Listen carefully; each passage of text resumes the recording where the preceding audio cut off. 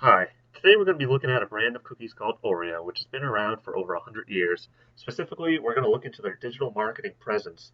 The Nabisco-owned product's success has never been fully dependent on a strong digital marketing presence, but as we go further into the video, you may observe that Oreo actually has quite a genius digital marketing approach. First, we'll look at how present they actually are on the internet and social media. Secondly, I'm going to offer some strategies that will continue to shape their success in the future. So, what happens if I Googled Oreo? I got a number of results, such as the main website, a Twitter account, Wikipedia, and some random articles that highlight the brand, including one that references their twist campaign that we've been seeing on various commercials on the TV. That started decades ago.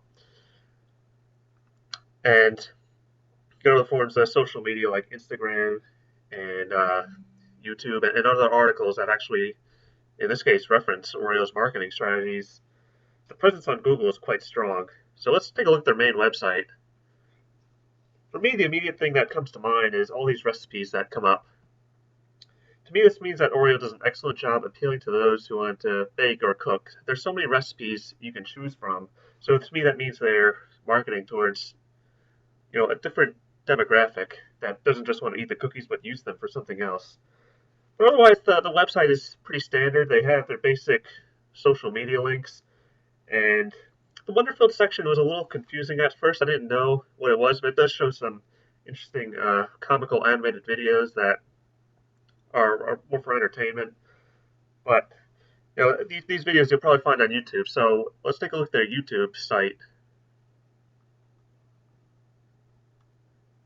Okay, well, the YouTube site has over 140,000 subscribers, and they have various videos that show Oreo's global appeal all over the world.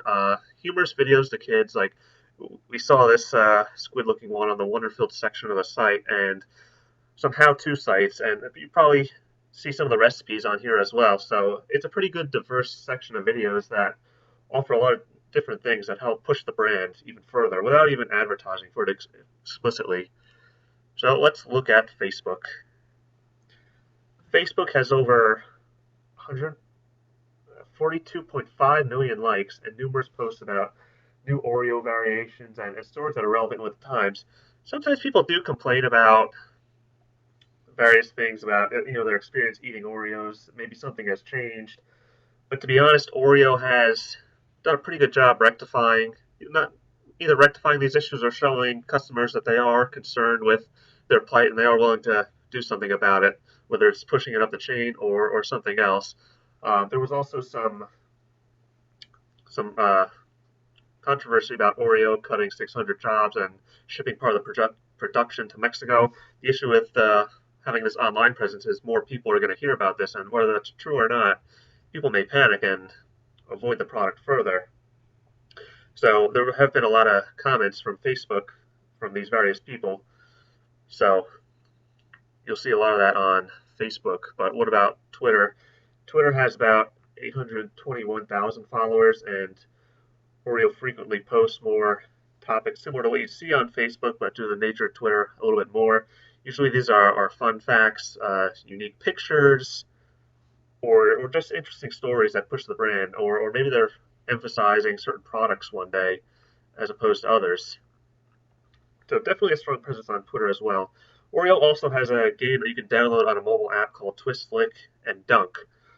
Uh, Other brands like Cinnamon Toast Crunch, which is owned by General Mills, not a direct competitor of Oreo, has more games though. Oreo could probably stand to use more in the future. Nevertheless, it is something, and it is a way they are diversifying their presence all over the internet. But most importantly, Oreo is quite clean with their marketing approach.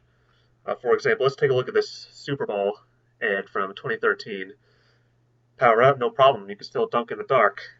This is pretty clever, and it shows that Oreo is on top of their game and being able to put up this ad in a short amount of time, which shows that they have a very dedicated team for digital marketing purposes. And they've had daily updates about different variations of Oreos.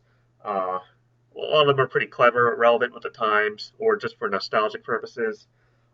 There's this LGBT Pride one. Interesting design, but although it could alienate some potential customers, that don't view these topics as important. They feel Oreo may be over pandering to certain groups, so it could alienate some customers. But nevertheless, it does show that Oreo is pretty good with keeping up with the times as well. They keep it pretty clean with their competitors too. There's a post about someone deciding whether they wanted Kit Kat or an Oreo. Kit Kat responds. Uh, Oreo responds even better. A subtle jab at Kit Kat, but they're not bad mouthing Kit Kat or any other products in general. It looks like they're just having fun with their competitors, and I think that's important for digital marketing because it shows that Oreo isn't taking things too seriously or coming across as too aggressive. So overall, I think that Oreo has a very strong digital marketing approach. They're very present all over various forums within the internet, various pieces of social media. It's even harder now not to run across Oreo if you're on the internet because you'll find it somewhere, and they push the actual image of the cookie itself. So subconsciously, that image is going to be ingrained into your head, and it's going to make you want to think about getting Oreos next time you're at the supermarket. But what about some strategies that Oreo can do to improve themselves in the future? Well, to be honest, not that many, but there's always room for improvement.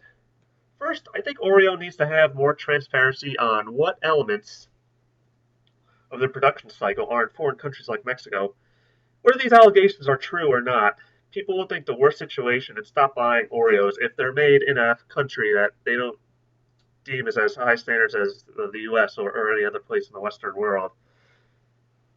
So Oreo does have good customer rapport. They should continue to ensure that customers that Oreos will take their opinions seriously and do best by them, and ensuring that even if there is a different sourcing structure within the production cycle, Oreo still has the same great taste. Secondly, Oreo can afford to expand its presence in the game space. Put up more games that involve Oreo cookies. There's puzzle games, brain games, uh, action games. Who knows? A new Oreo mobile app game could be the next Candy Crush, and they can use that to expand on their marketing campaign even further and put up other ads up to help drive revenue for them. So I think there's a lot of opportunity for Oreo to make more of its presence within the game space.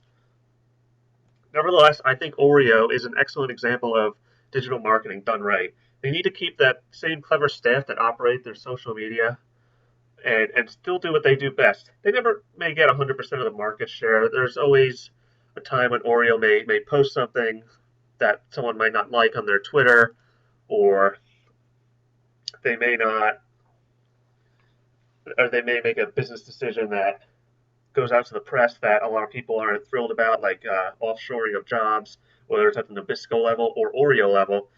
Still, they seem to do a pretty good job with diversifying their marketing to various different audiences from different countries, young, male or female, old, adults, kids, students, people who want to cook, which has to do with the recipe section. Either way, Oreo has a strong presence. I don't think they're going away anytime soon, and a strong digital marketing only helps them further. Thank you for watching this video.